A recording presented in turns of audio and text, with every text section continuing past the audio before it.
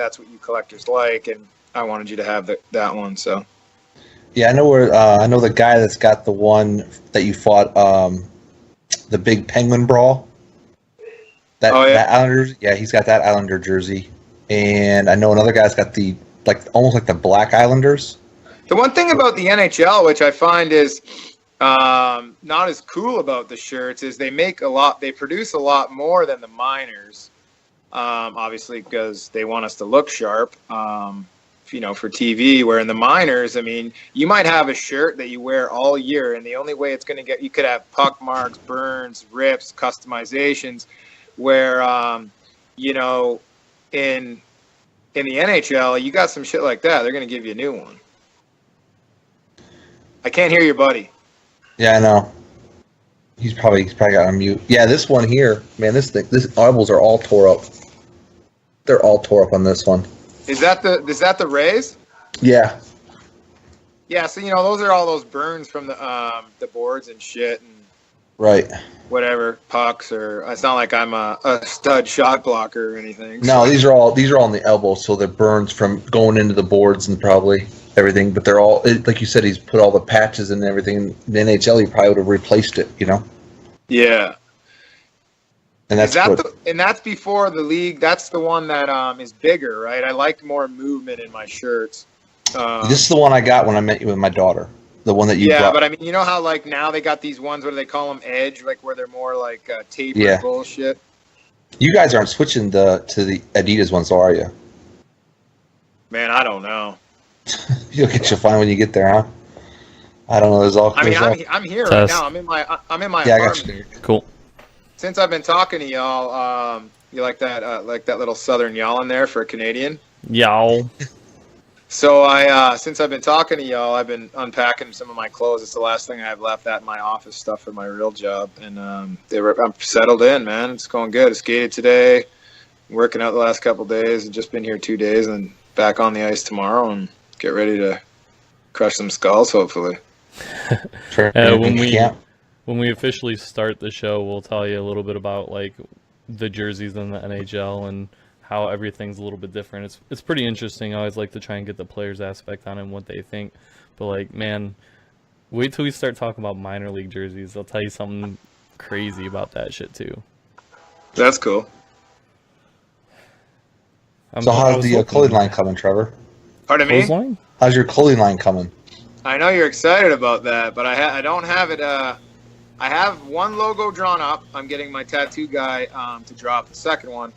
And then I pretty much can start running with the ball. I just, got to get. I have a couple leads on good pricing if you buy in bulk, and right. I just want I don't want like these shirts that kind of the one your buddy's wearing right now. What's your name, by the way? Derek. Derek? Yeah. Okay, so the shirt you have on is like the really nice fabrics. You know what I mean? It's comfortable. It's comfortable. And I feel like that is real important when you come out with something, because no one's gonna buy one of those $10 T-shirts that you're selling for $25 that like literally could stand on the side of your wall by itself. They just feel like shit, and they look like shit. So I'm gonna spend more, obviously, to get good fabric so people will wear the shit. And I want to get really good hats.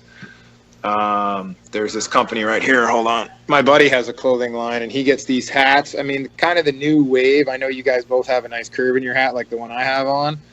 The new wave for all these young guys is a straight brim hat. But I want to come out with two. I want to come out with a straight brim one, and then I also want to come out with the kind we're wearing, which this one here is called a 3930 is the name of the company. And then the other one here is, it's called a 210 fitted, the straight brim one. Mm. And so they just are well made. They'll last forever. They cost a little more, but whatever. Shit, I'm not looking to get rich. I just want people to have cool shit. Yeah, I gotta have that low crown. I don't have any, like, I've got a mid crown hat. I can't wear it. For some reason, I'm always just low crowns. Yeah, I have a huge squash, obviously, being a meatball. So you have to kind of be able to take some shots. But, I'm going to come out with both, because some people don't rock the rock the flat brim, you know? Right, yeah. I gotta have a curve in my bill. I can't do it. I got a friend of mine that has that straight bill stuff, and he keeps the stickers on and everything. I'm like, come on. No, I curve that shit up, man. I don't. That stuff does not stay straight with me.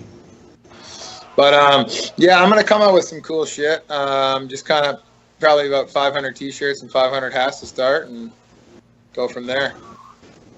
Cool.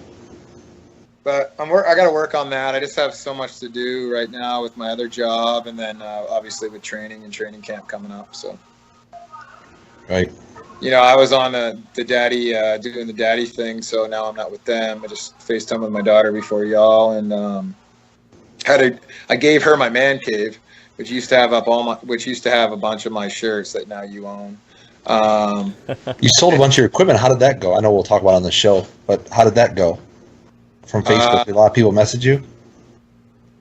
Well, let's say I made 11 grand, so it went pretty well. Fuck.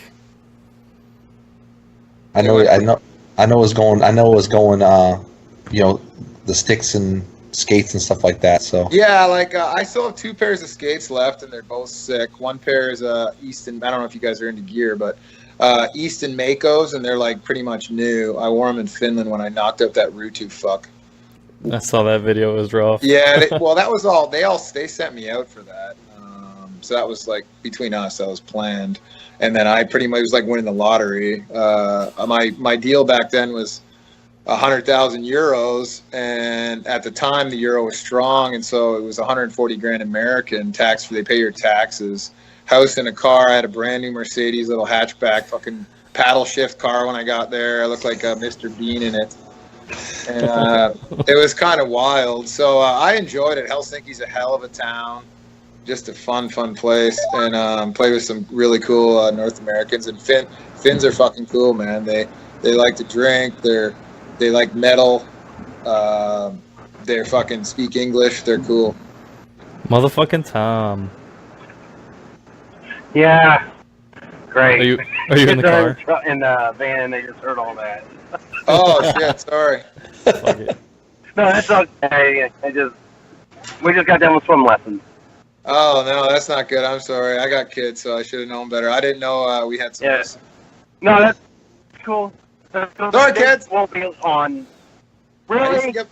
I used to get my mouth washed out with soap, kids, when I swore. I'm taking the adverse parents role where I'm going to teach him the curse words so he knows the appropriate situations to use them in. You better not. Yeah, my dad. Don't react to the word. If we don't react to the words, they don't know what they are. But Derek, you're lucky. I have kids in the car.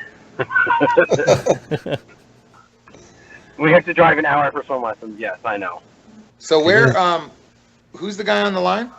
Tom. Tom, and where's Tom from? I live in southeast Ohio on the Ohio-West Virginia border. Oh, are you a Pittsburgh fan? No. No, he's a fucking Bengals fan. Oh, damn, you too. And a Monsters fan. He goes to a lot of. You're seeing to go to the Monsters too, right? Yeah, I'm season ticket to the Monsters. Yes. So you watch my buddy Brett Gallant? Yeah, he actually somewhat knows me, I guess you could say. Yeah, he's a really good friend. He's a really good friend of mine. We played on a line together when I got sent out from the NHL. That is cool. Pretty much the toughest guy left in that level, in my opinion. He's a small body, but he is absolute nails and just chucks hammers and is not afraid of anybody. He's an absolute great dude from Prince Edward Island. I got one of his Islanders preseason jerseys that was ripped to shreds from one of his preseason games a couple seasons ago. It was probably when he fought Brian McGrattan, my other buddy. Yeah, he said it was with the Devils, is what Brett told me, and so I got the jersey and I brought it to a Meet the Team event and I showed it to him. He's like, I didn't realize this jersey was still around, like, because the whole back was ripped off and then it was repaired, and it's so repaired, like part of the cloth is still missing, and that's awesome. He signed I had him sign the fight strap, and then I got to know him that season, and then last season, and then he re-signed this year again. And I talked to him at the event when the season after they won the cup, the Calder Cup. And I asked him, I go, do you want this? He's like, no, the most important jersey I have is hanging up in my room, which is the one where he actually lifted the cup up from the skate. He was inactive that game because of just a healthy scratch or a he had a little bit of a health issue there. Yeah, I remember the heart thing. Yeah, but he got to play one game of the Calder Cup in that series, and he did really well. I think he had an assist or two. So. Yeah, he's a warrior, man. Great dude, great family, great wife, 2 great kids. Just yeah. He's an old school player, unfortunately stuck in the new age. Yeah, he actually remembered who I was. I showed him the jersey, said my name. He took a picture of it. And I thought that was the end of it. And then my family and I were sitting there at the they have a perk for season ticket holders where you welcome the guys out onto the ice from the entrance. And he's like, "Hey Tom, how's it going?" I was like, "Holy crap, he knows who I am," So it was kind of a big shock to me. Oh yeah, he's a phenomenal guy, man. He's from PEI. All those maritime boys are cool. Yeah. There's nothing else to do but fighting a few other Fs in there we can't say. Yeah, because of that interaction, it made me a bigger fan of his. So I got that, and then I got one of his monster jerseys. So I was just ecstatic. So. Yeah, that's cool. Kind of went fanboy on it. But hey, you should see the one jersey I gave. I didn't give. I sold it to my boy Dan here.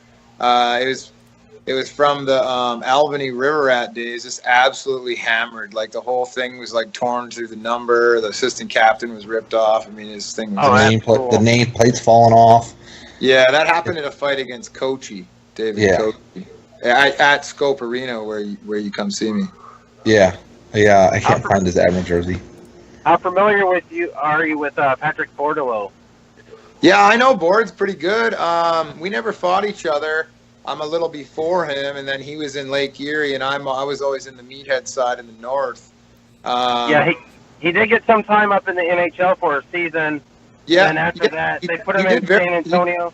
He actually played in the NHL longer than me. He was there a few years. He made good money. He had a year or two where he was at $1 million. Great guy. I met him when he was young, before he was just getting into the American League full time. I used to go to the skating and conditioning camp in Fargo, North Dakota, called Burgraff. Frank is his mom, Nancy, who has passed now, started the skating camp, and like so many NHL guys have gone there, like even AHL guys, like Mike Commodore's one, like a lot of the guys, Eric Goddard, there's so many. Like he's dealt with a lot of tough guys. They kind of get sent there as projects, and he's just an awesome strength and conditioning guy. And I mean, he has a who's who list of fighters he's worked with. So yeah, that's where I met Boards. Boards went there for a year and hung out with him and trained with him. He's a real good dude. I feel like I should tell you guys this, but I've been streaming live for like the past 10 minutes just because it's good material. But when we get to actual 9 o'clock, I'll do the official roll-in. Yeah, that's cool. Yeah, it's fine with me. We were missing so much good material, so I was just like, click the button. Yeah, I'm pretty much an open book, so yeah, I mean, let's have some fun with it, you know? Well, we don't do any script or anything. We do everything by the seat of our pants. I mean, I've got some shows where we didn't even know what the hell we were going to talk about, and it just became a shit show, but those are the funnest. That's cool. There's a mute button. We tried to get Jeremy, but Jeremy, I think, is out of the country. Yabo? Yeah, there's no telling. He told me he might be out of the country, so. Yeah, we won't get into that, but yeah, Jared's doing good.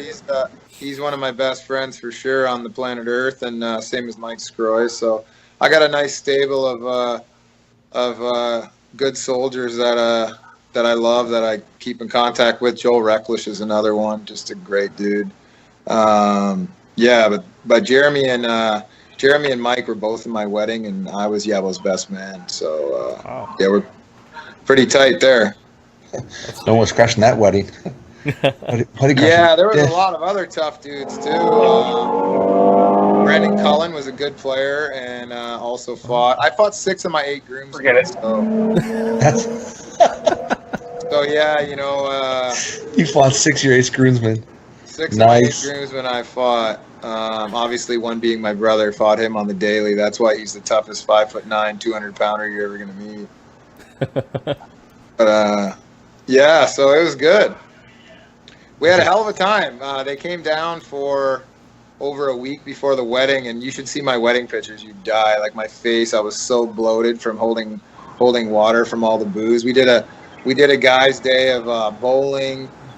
We did a golf day. We met up with the girls. The bachelor night. They did their thing, and then we met at a bar after. I mean, it was an absolute debauchery. It was a lot of fun. Yeah, but I guess you showed up for Mrs. Gillies, huh? You showed up. You were there. Yeah, I definitely showed up, but Mike Scroy and Yabo are really dangerous kickboxers. Yabo won 2 MMA belts at heavyweight. Was a 6-time Golden Glove boxing champion. Mike Scroy's obviously a Muay Thai coach and striking coach. So, you know, I like to dabble in that stuff too. I just don't do the fights. I don't need a necessary punishment with how many fights I've had. Right. But I like the training and I do it. So they thought it'd be a good idea when we got all juiced up that we should have a leg kicking competition. You know, no one likes a quitter. So I stepped in and we were doing leg kicks. I could barely walk. The next day? In my tuxedo. It was wild. You should see the bruises we all had. It was insane. It was insane. It was a wild week. You know, and then right to the honeymoon again, man. I looked like a chipmunk, dude. I had liver. The liver was barely working at the time. So you obviously met your wife in New York, huh? Yeah, I met my wife, who is the love of my life. She's awesome, great mom. She's been, obviously, for me, playing 19 years pro is especially not at the highest levels. She's an absolute trooper and the best corner woman, man in the world. Very supportive, lets me do what I love. You know, we got the rest of our lives to work kind of attitude. And, you know, me being in Charleston's really nice because I live in Augusta, Georgia. It's only 2.5 hours away. I get to see her and the kids quite frequently. And, yeah, she's unreal. So I met her playing with Augusta Lynx. Her mom ran our team. She did all the corporate sales and marketing and kind of ran the office. She didn't do hockey outside. Obviously, you got a general manager and coach for that. But I conveniently went and introduced myself one day when I heard she was in the office. So since then, the rest is history. Kind of started dating her, you know, the courtship. And after many dates, we were an item. So it was good. Not bad. I got my wife's number from her when I was on a date with another girl. Oh, that's wild. It happens. I'm sure it does. I mean, you know, if you weren't married, who cares? It's perfect. Now, do what you gotta do. Now it works, you know. All right, what do we got? Like a minute and a half until I do something like that. Show roll. Yeah. Minute countdown. Am I too dark, or can you guys see? You're good. So how many people you got coming in on this, like that watch it?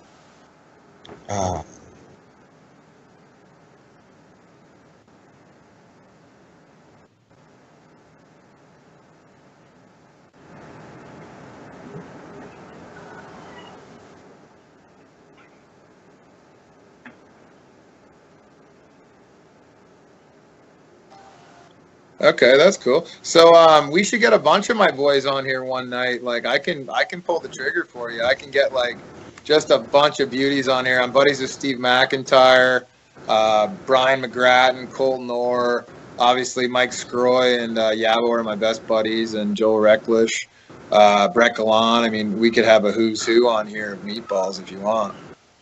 That'd be great.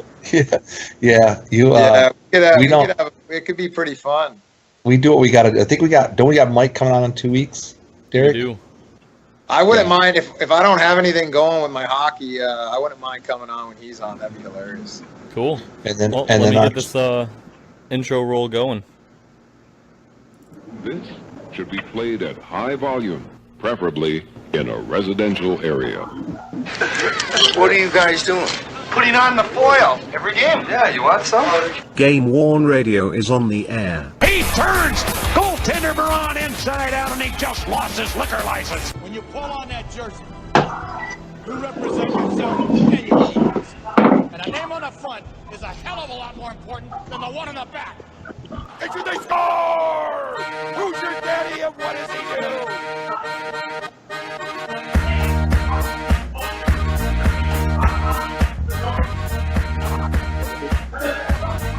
This is the new intro audio. Jason cut, by the way.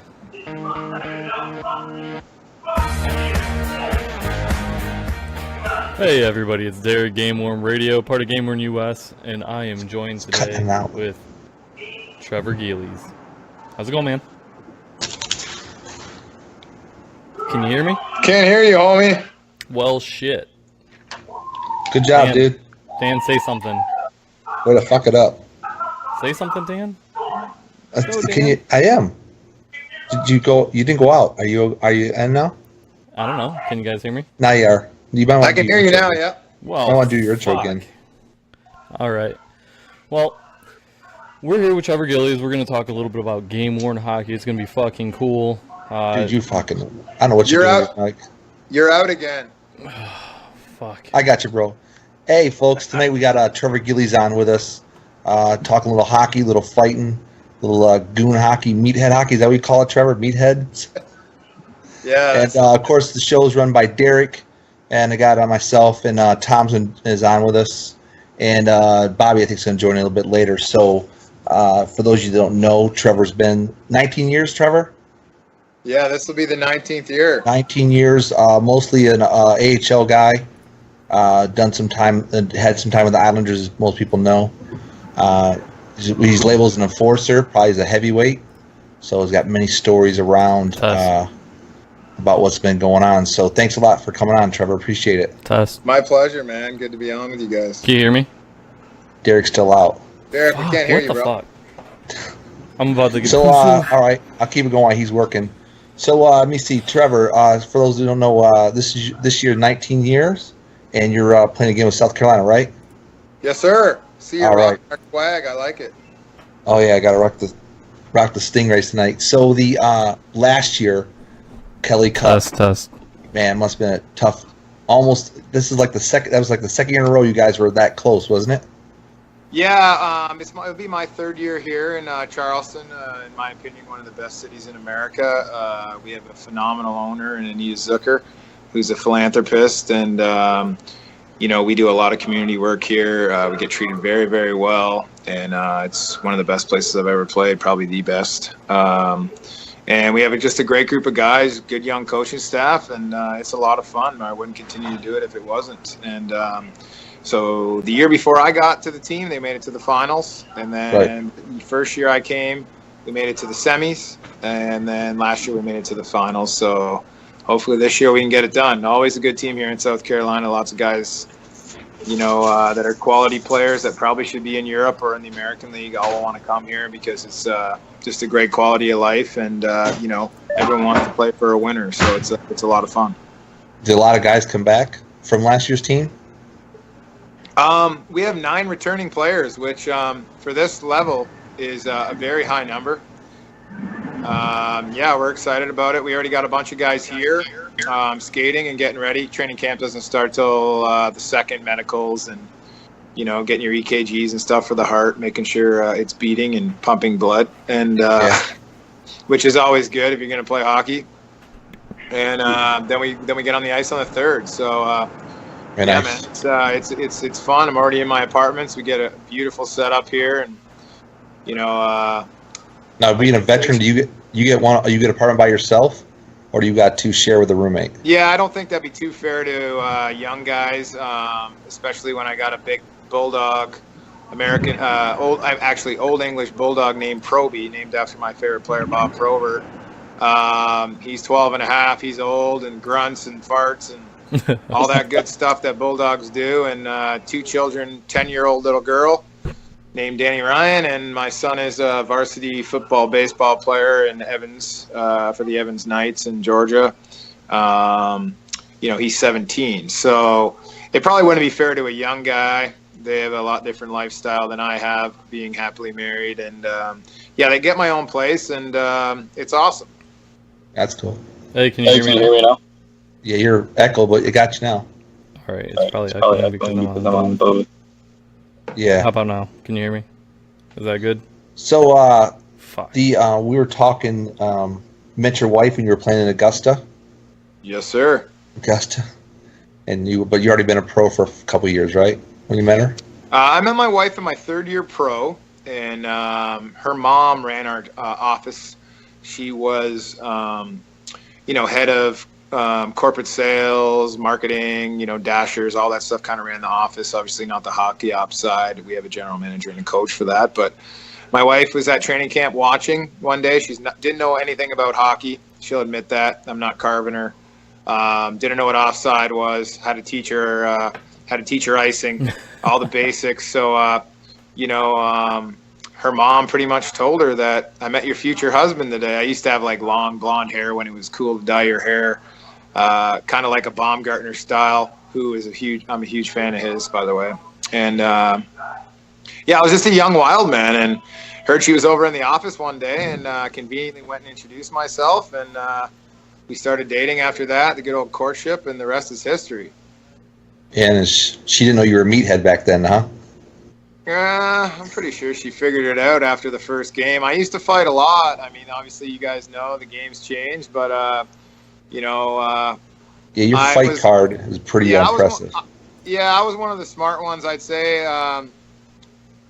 Maybe not that smart, but the more intelligent to realize that I have to grow my box as big as I can grow it for my role. I wasn't confused like a lot of these guys that were so-called tough guys that thought they could play and score a bunch of goals and just kind of tried to be a player and didn't focus on growing their box. I knew what was going to get me to the dance. I knew what was going to get me out of the East Coast League. I moved away from home at 15, being a captain of my AAA team my age, and, getting 20-something goals in Major Bantam AAA my own age. And then when you move away from home and play Tier 2 Junior A against men that are all 20 years old, you have to learn quickly, especially how physical I was. And I was the same height then as I am now. I just was a lot skinnier, obviously. Blowing up skilled players and then having to answer the bell, getting jumped, and first couple fights probably didn't go so good. And Roger Maxwell, who played a very long time, one of the all-time leading penalty minute players, if you count the minors, of all time. Black guy, phenomenal guy, was kind of like my mentor. Took me under his wing, taught me how to fight, told me to bucket my helmet so guys couldn't jump me, and then that way they'd have to square off with the big lefty. And I kept doing what I was doing. My coach called me in one day. His name's Greg Ireland. I played on a team when I was 15 that won the Junior A championship. We had a stud team. We had like 7 guys go Division I full scholarship.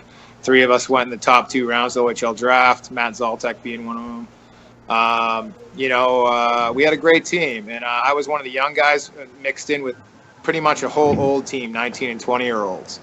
And Caledon we were owned by Scott Abbott, who it was one of the inventors of Trivial Pursuit. He also owns the Devil's Pulpit, which is a really nice golf course in Canada. Just a great man. We got treated like NHL when we were kids, and one day my coach called me in after I fought the toughest guy in the league. I didn't know who the hell he was. He just knew that I ran one of his guys, and I did really well. Even though I didn't really have a lot of training, in the role.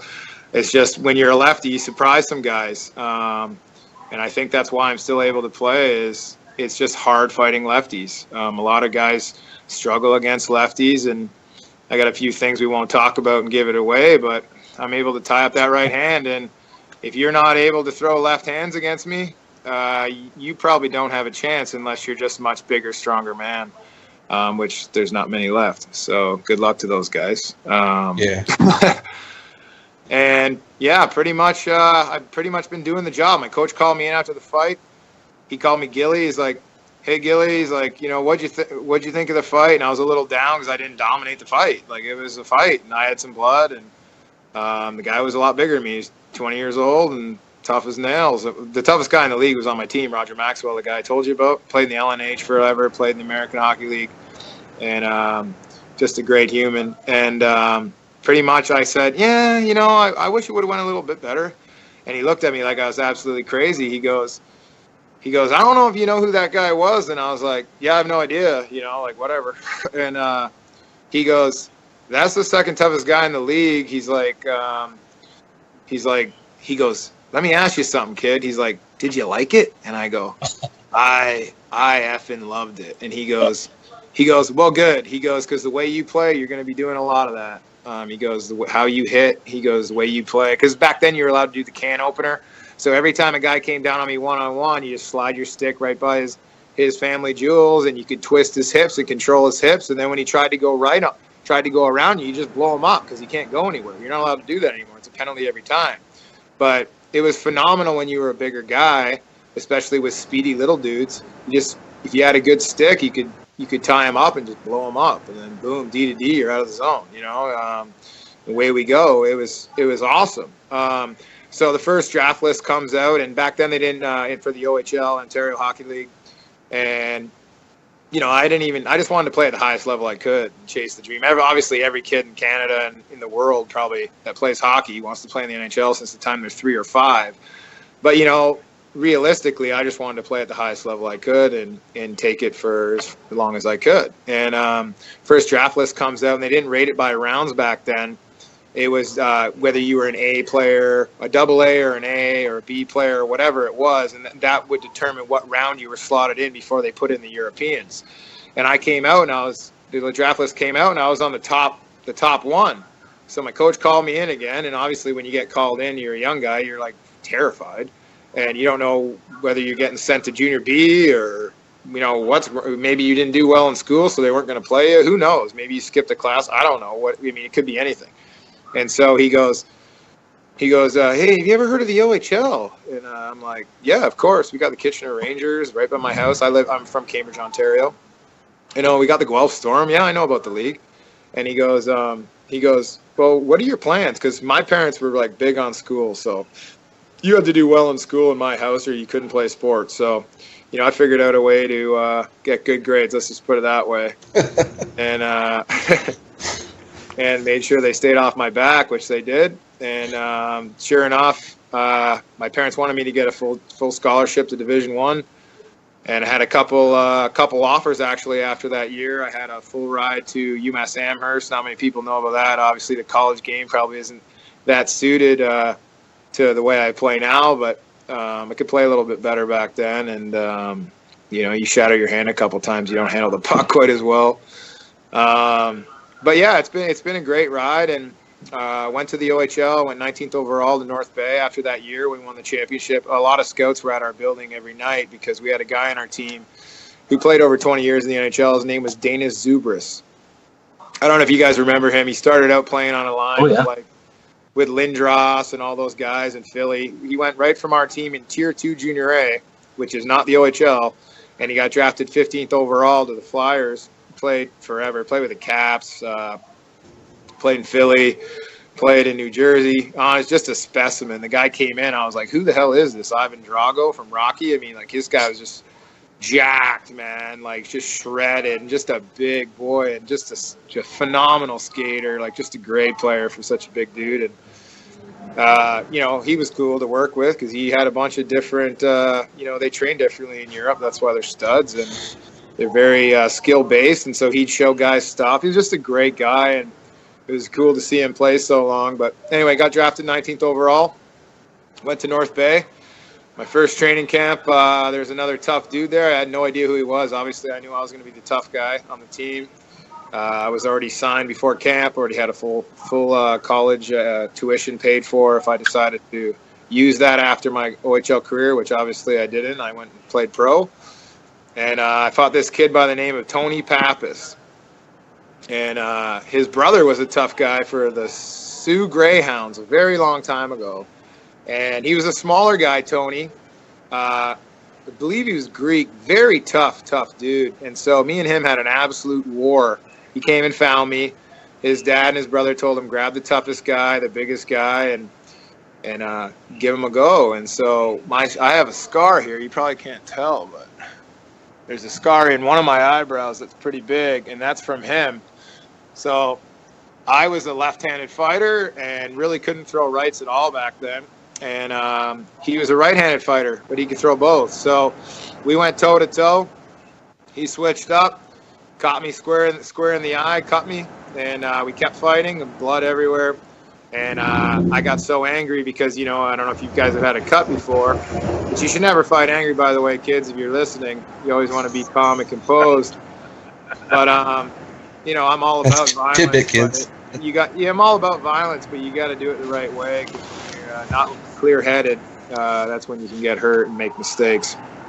So anyway, it worked at this time, and I just let the left hand, let the thunder go, and smashed it off his forehead a couple times. And sure enough, the 19th overall second-round pick for the team shattered his hand and was in a cast. And you can't play with one of those back then. It was pretty bulky. Nowadays, you could probably play through it with how far medicine's gone and these custom casts and stuff. So ended up coming back, having some fights, and did all right, and was listed in the 6th round for the NHL draft. And my agent at the time, which was Bobby Orr's group, told me it'd be better to, and I'm glad I listened to him, to opt out, because I was a kid, and the American League back then, when I was done my OHL career, if I would have went to the American League back then, I wouldn't be playing now, because those boys were big, and I wasn't ready. So I'm glad I got sent to the East Coast League to kind of hone my craft, get started, work on my game. I was a defenseman back then,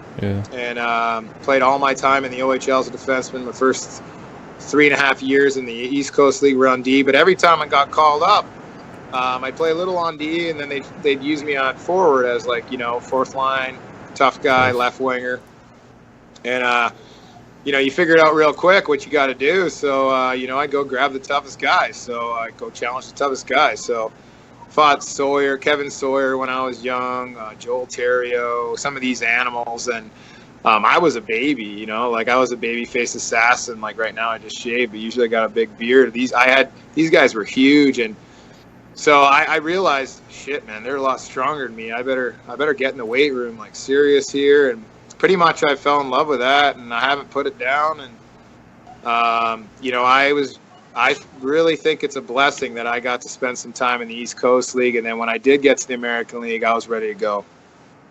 Yeah, that's awesome, man. I mean, just there's a website that shows fights, and your fight card is just unreal. Some of the players you fought in your career, some of the videos are highlighted there and stuff like that. You can see the video.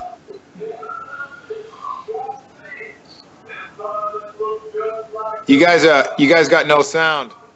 I think Dan froze. I'm here. I just was trying to think of something to say. I mean, I don't know. It's just really cool to hear you going, starting from the beginning to getting where you are right now. That's a fascinating story. Where I live, we didn't have hockey like that, so it's always neat to hear. At 15, you have to am I going to go to school full time? Am I going to, move to Canada and do, the juniors and do all that? To me, I don't know. It's just fascinating to me. Yeah. So for me, going from getting over a point a game in AAA as a defenseman that hits, and obviously you can't fight at that age when you're in AAA. So, you might get in the odd one, but you get in trouble. And then obviously going to junior and having a point a game, and then all of a sudden getting 2 goals and 6 assists as a defensive guy that killed penalties and hit and fought. Once you get drafted for that, that's kind of what you do. That's what they expect. And, I'm not one of these guys that you'll talk to in my role that wishes he could have been a different player. I absolutely love my job. And most of them won't tell you that. And if they do, they're lying to you. I know I'm buddies with a lot of them who loved it and who still love it. That still wishes it was just like that. The old days when it was the jungle in the American League. Guys were putting up 40-something fight seasons. I had 2 back-to-back 35 fight seasons. One year I had 35 fights in 49 games in Hartford playing for Ryan McGill was my head coach. My assistant coach was Nick Fatiu, who's a legend, great guy. And then our general manager was Nails, is a good player, good defensive guy back in the old days, Jim Schoenfeld. I mean, I played for a who's who of fighters over the years and been able to learn a lot from them. Jeff Brubaker, I'm still friends with. He fought back in the day with no helmet, man, in the Toronto Maple Leafs and Montreal Canadiens. I mean, he was an absolute nails. I still talk to him. Great guy, lives in Greensboro, North Carolina. My first head coach was Mark Potvin. May he rest in peace. Phenomenal wife and family. He passed quite a while ago, but I had him as a 20-year-old, man, you know. So, like, the list goes on and on. Tom Rowe, I wouldn't be where I am today without him. He bag skate me every day. He's the first American to score 30 goals in the NHL. His hands are like bear paws. Very intimidating man. He's the one who gave me my shot at the East Coast of the American League. Like, got me my bigger money in the American League with Carolina. Like, just a great dude. You know, I've had so many guys that just like love my type of player, you know, and where a lot of my friends, they get stuck with a guy that absolutely hates that type of player, and that can be a recipe for disaster.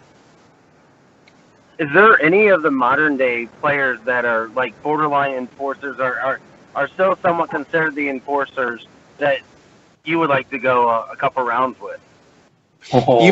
You mean the guys that are playing right now? Yeah, like either in the big leagues, in the AHL. Like, I guess an example would be kind of like the one that comes to mind is kind of Ryan Reeves. He's still the one that still works a little bit as like a hybrid enforcer now with having to protect. To be honest, I don't call anyone out. I'm an old man now, you know. I'm not big on that. This ain't boxing, but it's a great point you made. I have a lot of respect for Ryan Reeves. I really like his game. I think he's tough as nails. He's one of the guys that I actually like to go on Drop Your Gloves or hockeyfights.com and actually watch some material because he's actually tough. Matt Martin is a kid that I worked with when he was a young player. Phenomenal guy. I still keep in contact with him. I love his game. I mean, I get a boner watching him play hockey. I mean, he's awesome and just a great looking kid, just a good dude, hot girl. I never got to meet her when I was there, but this guy works his butt off, worked really hard on his skating. I know him from the ground floor up. Obviously, we know he makes great money now, but that one thing that I love most about Matt Martin and certain guys that I've kept in touch with, in the same, you know what I'm saying, is that the money never got to his head. Still very down to earth, great dude, great in the community, good with kids. And if I could brand my game after one guy in the NHL, this is the best way I can answer your question. I have two guys, and one is my dream way I could play is Milan Lucic. I think he's an absolute stud as a player, and he's also can fight heavyweights. He's kind of, to me, maybe not the same points as a Cam Neely, but I was a huge Cam Neely guy. I'm Bob Probert's my all-time idol. Love Joe Kosher. Scott Stevens is my all-time favorite defenseman. Love Marty McSorley. Love Ed Jovanovski. That's my kind of guy. And I just love the way that guy plays hockey. I think he's an absolute stud. And then if you want to take it to poor man's Lucic. Lucic? Yeah, whatever.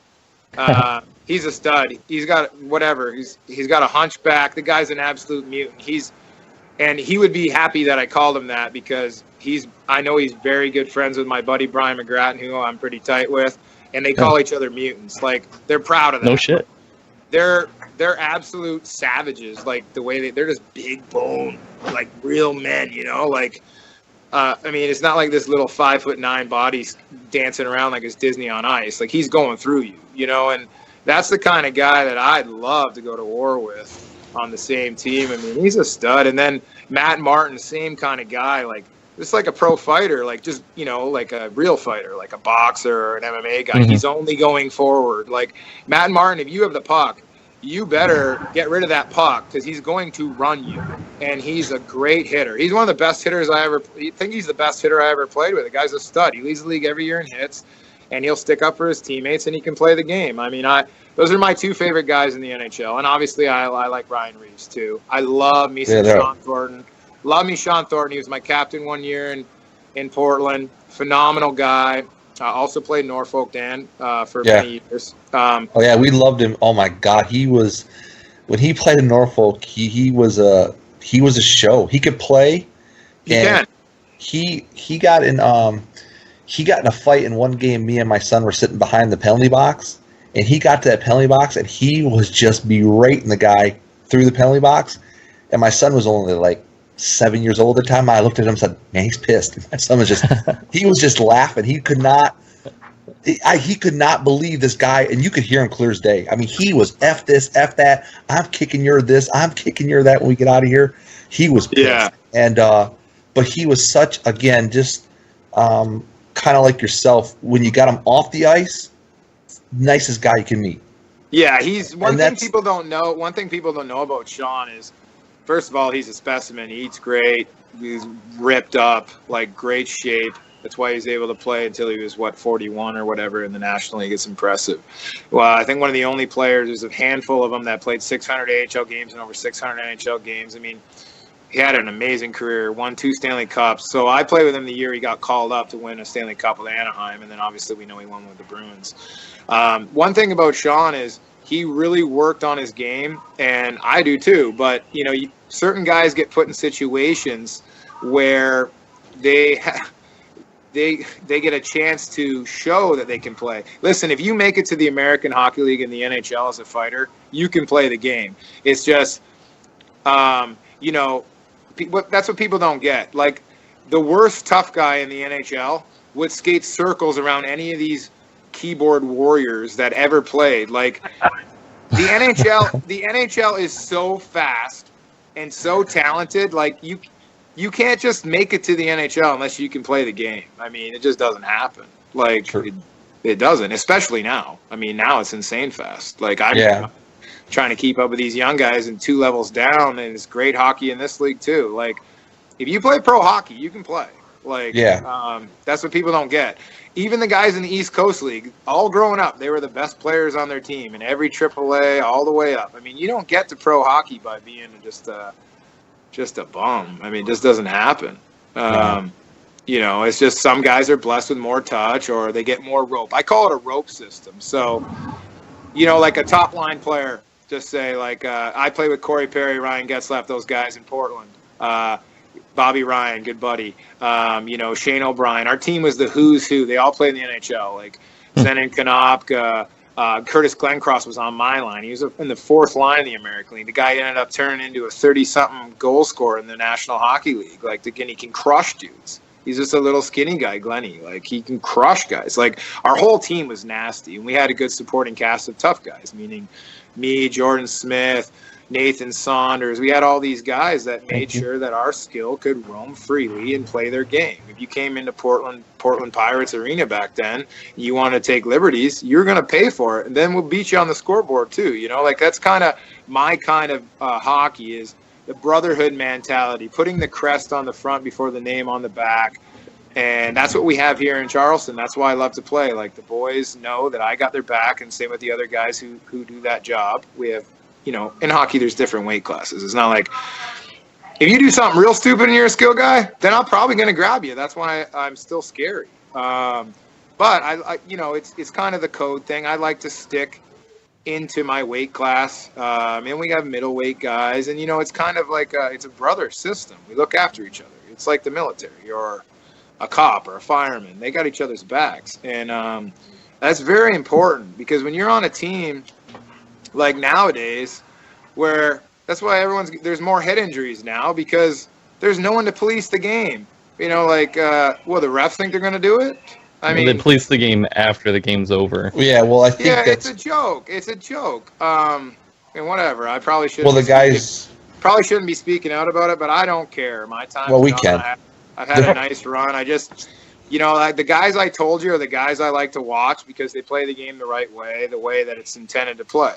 Obviously, I'm all for skilled players too, but there's still a place in the game for looking after your teammates, being a good teammate, working hard, being a good pro, maybe not score a lot of goals. There's still a place in the game. It's needed. Well, look at the three guys you mentioned. They're studs. Lucic was paid big money to go protect McDavid. Martin was paid big money to go protect Matthews. And finally, the Penguins went out and got Ryan Reeves to protect Sidney Crosby.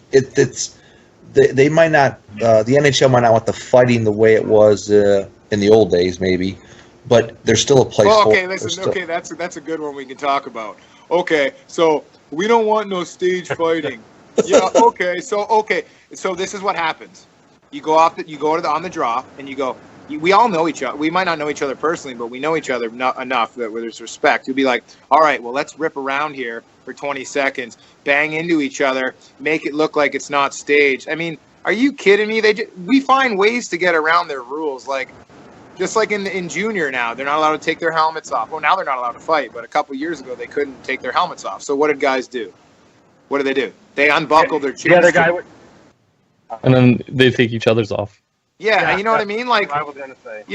They're trying to, they change all this crap, and in my opinion, it's not for the better. I mean, no, I wish the NHL brass would watch the movie Ice Guardians and realize what players said about the enforcer, about the guy that watched their back. They thought we were the problem, but guess what? The poll. You look at the NHLPA poll. Like 90% or something like that of players are over that, something like that, high 80s or 90s. I don't know the exact quote, but want fighting in the NHL. There's a reason they want that. I mean, it said it point blank. Gretzky was not going to LA without Marty McSorley. Yeah, I mean, listen, I love Marty McSorley. I played for him in 03-04. He's one of my all-time idols. I'm still wearing his elbow pads that he gave me. He gave me a brand new pair in a bag. They're like referee almost elbow pads. They got like barely anything on the top. They're amazing. And he gave them to me because when he tried to get Bashir to go and try to whack him on the shoulder but hit him in the head, everyone's gonna say, "Oh no, he hit him in the head." Whatever. I know the man. He's a great man. And one thing about bringing up Gretzky's name is this is as a true fight fan and lover of the game.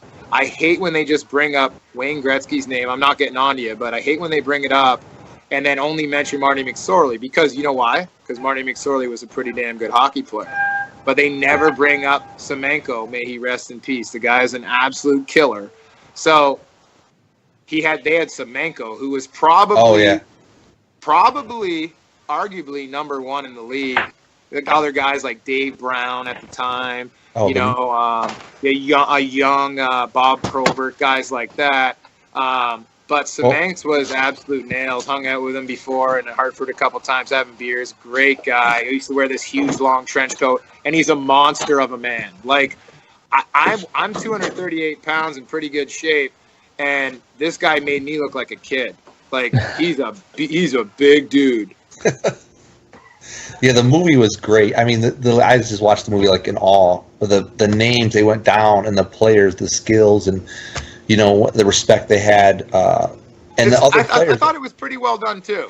I think I liked it, but I think they could have they went with the approach of let's put in all the Ivy League guys.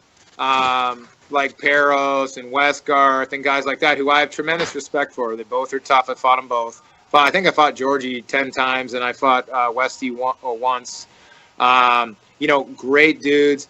I'm glad Brett Gallant's in it. That's the kind of guy, like, he's done it at the minor league level, for a long time. And I know both of them started in the minors too, but there's a lot of other dudes they could have also included. I know there's, I could give two shits. I'm in a little clip. I thought they did an excellent job, but it also went into like all that other stuff, like with the concussions and stuff. Listen, in my opinion, we signed up to do this job, and if you didn't realize that you're fighting bare knuckles and that you're probably going to have some broken bones and some concussions, then you're a money grab. Like, I don't like it. You're a turncoat. Like, go get a fucking job and go work like everyone else in the country. You know what I'm saying? Like all my buddies love it. They like the movie too. Listen, it's cool that we got the story on us. I love it. I bought it. I have it. I own it. I watched it probably 5 times. I think a lot of it's well done. And the guy who made it's a really cool dude. Scorgi, I believe his name is Adam. He's one of the head guys. But they're whatever. There's a couple of them. But it was awesome. But there's also there's other things I think could have been in it. That's all I'm saying. To be fair, a level of inherent risk is. Yeah, I mean, some of the stuff, I don't know. I mean, I'm just against that kind of. That's just I know I'm still playing, whatever, but it's the warrior mentality, right? That's a big part of the job, in my opinion. It's an honor. It's an honor thing. All those guys in that video are warriors, and everyone else who's done the job. People don't realize how tough of a job it is. It's the toughest job in pro sports. They don't say that for no reason. It really is. But I love it. And I know Brian McGrath and some of the dudes in it, Brett Gallant, they love it. They truly love it. Cole Moore, the guy loved it. He's a young kid coming up to me almost every game, get me to fight. I fought him 10 times, guaranteed, he's a beauty, tough bombs. I did enjoy the movie. There's just some more part of the story I wish, that was in it. But I mean, most people probably wouldn't rent it then because it would be too hardcore. They wouldn't want to see the fluff, they just want to, whatever. But yeah, I mean, I used to have fights with 0 skin on my hands, but you shouldn't be fighting. But guess what? That's your damn job. So, saddle up and stand up for the boys. That's your job. So, there's all kinds of stuff that's in the job that people don't get. Mm-hmm. Right. Man, can't just say enough about it, though, It's fun, man. It's fun. I know I don't have to fight much anymore, but I'm more like the big brother. Oh, no. I've watched, the last couple years, I watched guys from Norfolk just skate away from you. They just said, no, I didn't want a piece of that. And I just said, oh, here he goes. And no, nothing happened. There's some very tough young bucks in this league. But one thing about it is, I'm the old gray mare, and I'm as good once as I ever was. But unfortunately, I do wish it was like the old days. But guess what? If it was like the old days, I wouldn't be playing because my body can't physically handle having a 20, 35 fight season anymore. It just, I know it can't. Right. No matter how hard-headed you are, or how hard you train, or how good you eat, or how much you sleep, when you're an old muscle car, you just do not heal like a young 20-year-old Ferrari. It's a turnkey Ferrari. This is a young man's game. I mean, we all know this. I mean, look around the NHL. You don't see many guys born in the 70s like me playing unless they're a damn superstar. And the reason they're able to do that is because they haven't been smashing into the boards. They haven't been fighting nonstop. And they have the best food on the planet. They fly in jets. They have the best accommodations. They have probably 5 massage therapists on staff. They have all the best tools, those leg pants. I mean, this is hockey is all about recovery, rest, recovery, get ready to do it again, refuel, boom, And anyone who just thinks okay, yeah, these guys are talented. No, these guys all work their fucking ass off. You don't get to the National Hockey League without it being your every day, all day.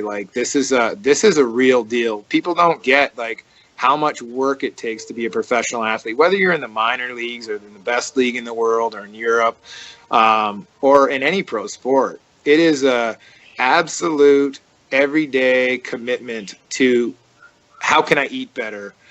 What can I do differently to be better? You're just trying to be better every day. And if you can be 0.5% better every day, that's the goal, Whether it's in light, in my opinion, I don't care so much about hockey anymore because I know I'm not going to get better being an old man. I try to chase the carrot still. But I'm trying to become as a human being 0.5% better every day, whether that's a better father, whether that's whatever, just a better human being, doing more in the community. That's my goal. But I know their mindset, and it is amazing. Like, they literally are trying to get better every day, and it's not for everybody. It's not for the meek. I mean, everyone's like, yeah, I wish I was a pro athlete, and I wish I played in the NHL. Like, be careful what you wish for, because it's a lot harder than you think, and it's a lot more. I mean, these guys got in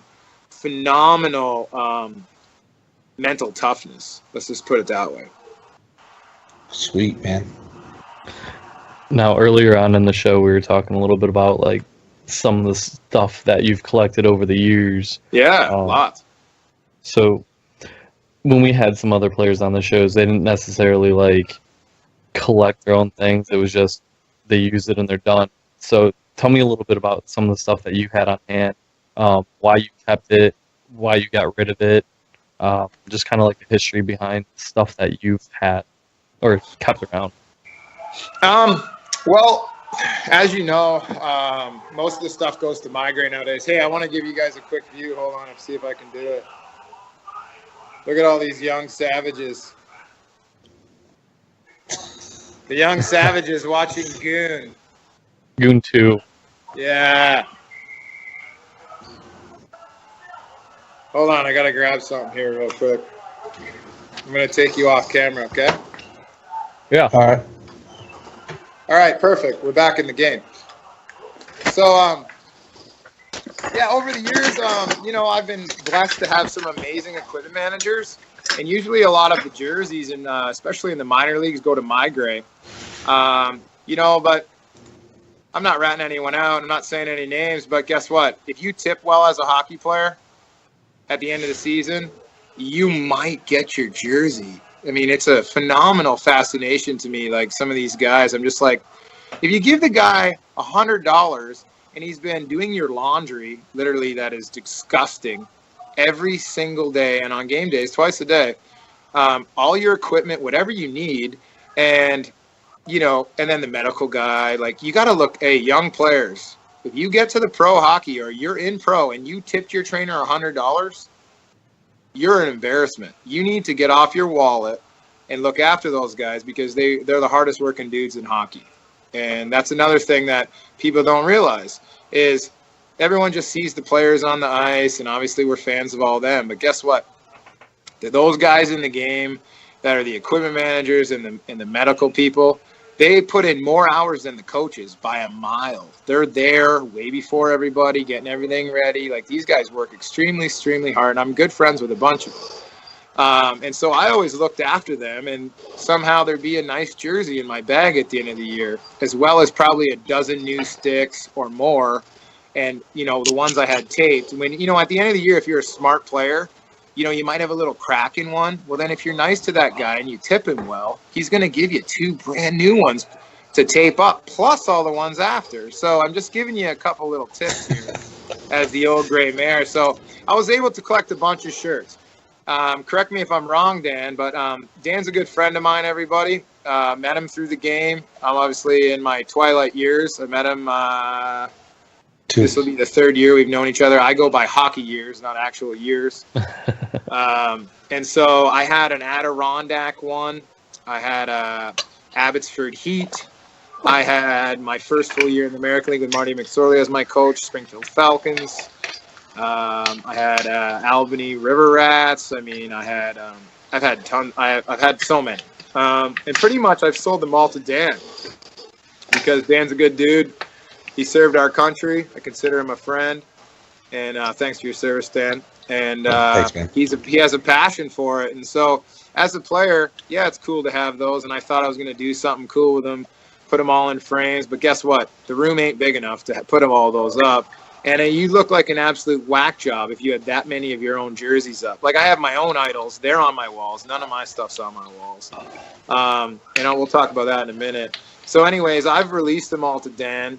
And I'd rather it go to fans and people who are going to put it in their room that don't look at Trevor Gillies on the ice and be like, that guy's a criminal. I mean, I've read everything. I think some of it's hilarious. One of the best chirps I've ever gotten, me and my wife just reached it and we laugh our ass off, because I mean, any of my friends or family that actually know me, or kids or people that like Dan that get to know me, I like to consider myself the best dude in hockey. I might not be, but that's my goal. I could care less what they think of me on the ice, because I know all my fans and the 20-something guys in my locker room absolutely love me and consider me their brother. And that's what I'm all about. I'm about playing for the crest on the front and not the name on the back. And that's how I've always been, and that's why I think I continue to get jobs. People know that I'm going to do what it takes for my team to win every night. And if we don't win, well, we might send a message to you. So tread lightly. Yeah, I got a few Trevor Gillies jerseys. So just a little bit. How many you at now, Dan? How many you at? I think you got the best collection in the world. 24. Yeah, Jesus. That's definitely the best. No one's close. Wow. Holy cow. No joke, dude. I didn't realize you had that many. And so, 24. You know what Dan's really helped me with? Dan's really helped me with my passion for challenge coins. See, as I told you, I'm a huge military supporter. So all those dudes that like are kneeling on the field and stuff, man, I wish we could do some bare knuckle hockey training. Maybe. And I know they're bigger than me, but guess what? I'll go right for their throat. And those fights won't last too long, I promise. Those in a bag. I got you a bag, so you could carry around back. Oh yeah, I got it right here. I use it every day, bro. I carry my gloves in there and my hand pads, and it's a juice bag. Yeah, it's got some golf salt on that thing for you. Yeah, it says, and I still keep it D-Day on the side, Dan Day, baby. You know what? You know when people ask me what it means, I said that means D-Day. And then they go, no, really? I'm like, no, it's my boys. I go, he was a Navy diver, and I trade him stuff, and yeah, he hooked me up with this. I hooked him up with an Islander bag, so yeah, it's juice. Yeah, Dan Day, hero among heroes. Yeah, this little guy, right? Find players. Who's this wild man with the? That's fucking Tom, dude. He's a fucking bear, dude. Tom, I like the Tom Russell. Tom Russell professionally, man. Bear. He's a Russian bear. Is there a lot of children that listen to this podcast or no? No, not really. No. My kids are Hey, Tom, listen, do you have a wife? Yeah. Yeah. Tom, tell your wife this. Can you guys hear me? Yeah. Okay. Okay, so what I had the craziest beard you ever seen for like the last 2 years, but I had to get rid of it because I have a real job now as well as hockey. So, you got to prepare for after, and that's what I'm doing. But my wife would always she loves my beard, but hated my mustache. So I have a line for the mustache too, but we can't say that one. It's kind of a little hardcore. But so what I would tell her, she'd be like, my wife's name's Danielle. They'd be like, some of her friends would be like, Danielle, you really like his beard like that? Like he looks so much better with clean shaven, like I am now, like a little boy. And she'd be like, oh yeah, I love his beard. And then I would just chime right in. I don't care who it is. And I'd be like, listen, nothing makes her wetter than a manly face sweater. If that ain't fucking epic, I don't know what is. You'll get some reactions real quick with that one. Oh yeah. Yeah. He's the mad Russian. Oh man, I love Russia. I love Russia. No, I'm not. I had an absolute blast over there. I got to live with my best friend Jeremy Yablonsky. He brought me over there. We played for an awesome Russian family, and it was so cool, man. Got to travel the world. Russians are cool, man. You'll have to forgive us. I'm not. No, I'm not. No, I'm not really Russian. It's just I do a Russian wrestling persona. So nice. So and they like to give me crap for it. Obviously, This is a Jersey show, and we're talking mainly hockey. But so some of the jerseys I still own that are not ever for sale because they're one of them's not Timmy. Unfortunately, my favorite player, my dog's named after him. I told you, Bob Probert. My dog's name's Proby. So when I made it to the NHL, obviously I had some really good years in the American League too. I could have bought it then, but I never did because I wanted. When I got there, I was always taught by a very smart man that when you get a deal done or you do something or whatever, you got to treat yourself. So and treat yourself to something not like a nice dinner, like something that you can look back and be like, hey, well, this was then and this is my reward for then. So I've always kind of done that. So once I got to the NHL, I got Bob Probert's jersey, and it says 3,300 penalties minutes on it. It's all got all those like certifications and all that, and then it has his autograph on it, and I got it all done up. I spent $1,000 on it, which is totally juice. And then it's got a picture of him fighting his best friend, Joe Kosher, one of his best friends, and it's signed by both of them. Kosher was with the Rangers at the time, and obviously probably was with the Wings. And then there's another picture on the left side of a young Bob Probert on the bench, and that one's signed as well, and it's all done in Red Wings colors. It's excellent. And then I got one of Joe Kosher. Well, obviously, I never played against the Red Wings because they didn't have any tough guys, which kind of sucked. I get to warm up at the Joe and feel pretty juiced about it, and then every time I knew I was getting the old axe. So, but no, it was cool. So their equipment guys that run the visitors room are really good dudes, and I got talking with them and told them how much of a fan I was of Joe Kosher in the Bash Brothers video. You guys remember that? I wore that VHS out. I watched it so many times. It was just him and Bob Probert fights. It was incredible.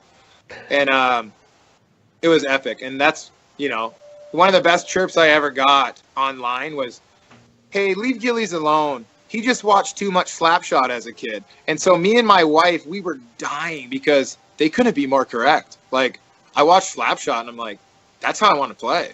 Like, I'm going to play like that. Foil up, boys. Foil up. And so... take out the train set in the locker room. Yeah, exactly. Well, actually, that's my nickname, Train. It's been Shane O'Brien, one of my best friends in the game. He nicknamed me Train back in 05-06. And it's stuck, and it's been there since. The boys all call me Train. I don't even think they know my first name's Trevor. But yeah, so I got a Joe Kosher one when I was there. They went and got the jersey made for me. I gave him $120, whatever it cost, and he signed it to me. He wrote Gilly, so you want a shot at the title? ? And exclamation smiley. He put your friend Joe Kosher. I was like, that's awesome. And then I got to meet Scott Stevens, who's my all-time favorite player. The only time in my life where I was a loss for words, which obviously you can tell I like to talk. I was like starstruck, man. I was like, he was a jacked, man. The guy's like big hands, like big forearms, like just a really mild-mannered, like soft-spoken dude. Phenomenal guy. He's from Kitchener, Ontario. I'm from Cambridge. He's my absolute idol besides Proby. And got to meet him, and he signed a jersey up to me, Trevor, and put a little comment on it. And then I got Mick Fakotas as well. He's an Islander great and just a great dude.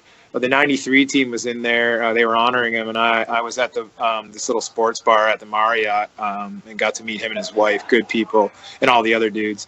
But I really only cared about him. I mean, there was tons of probably better hockey players, but I just cared about him. So shot the shit with him, had a beer, and got a jersey made up, and he signed it to me. He put Gilly.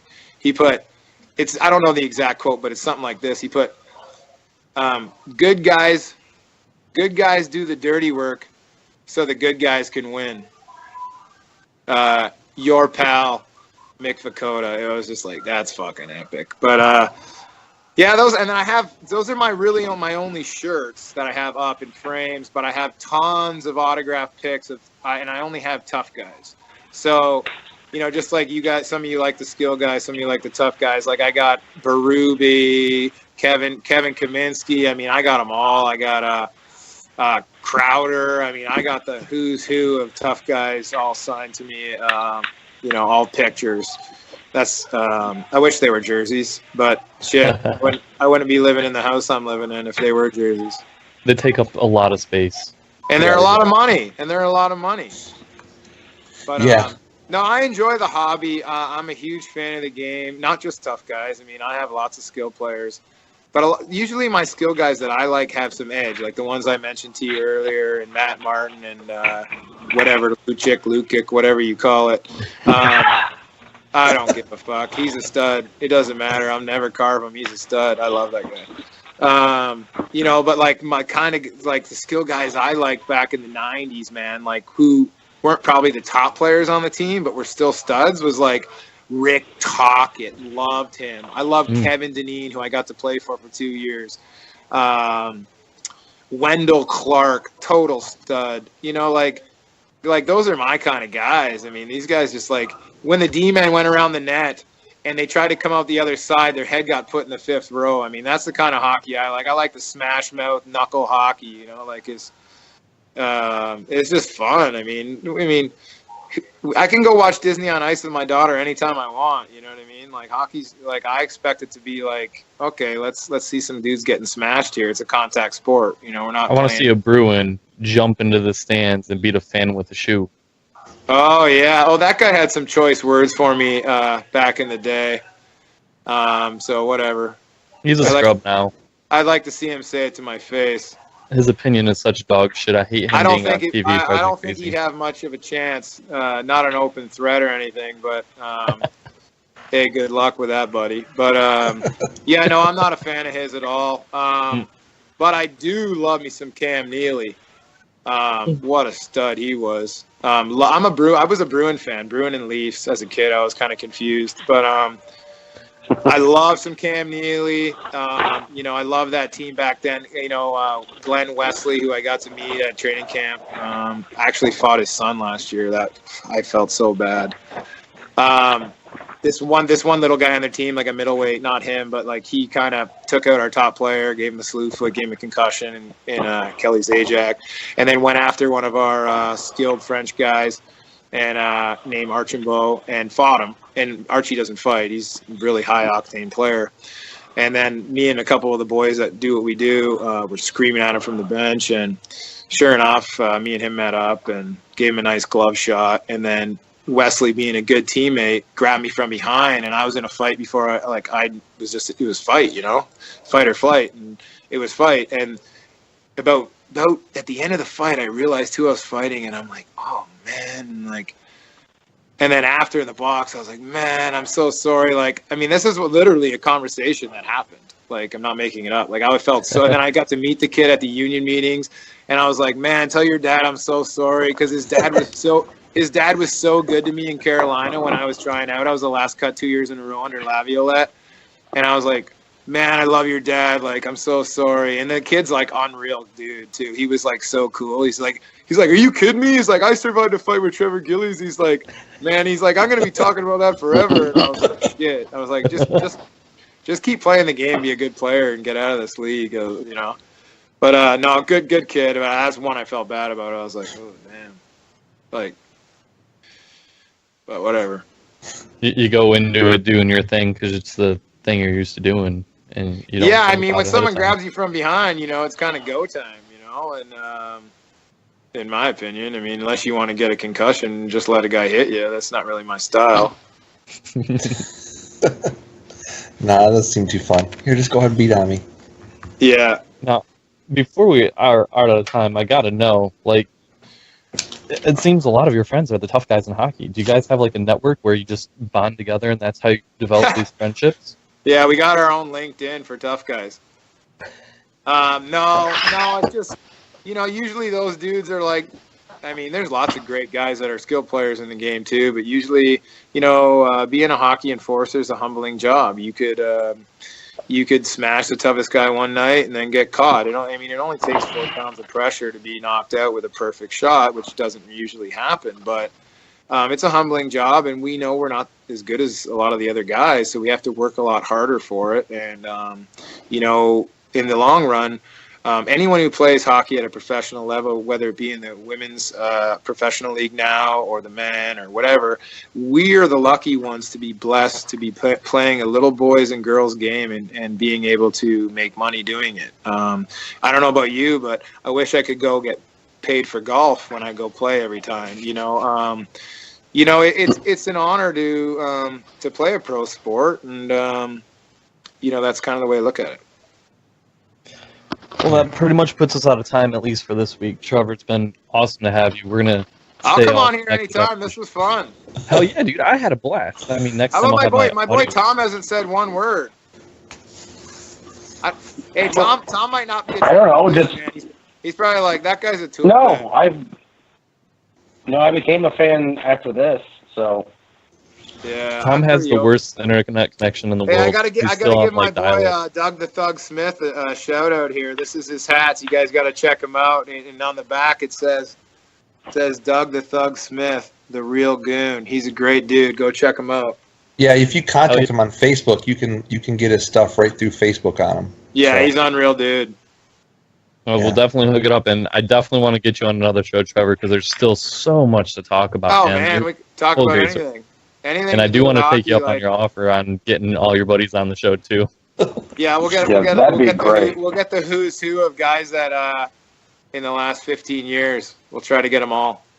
All right, let me know about 2 weeks. We're going to have Scroy on, so let me know if you're available. We'll get you guys both. Scroy's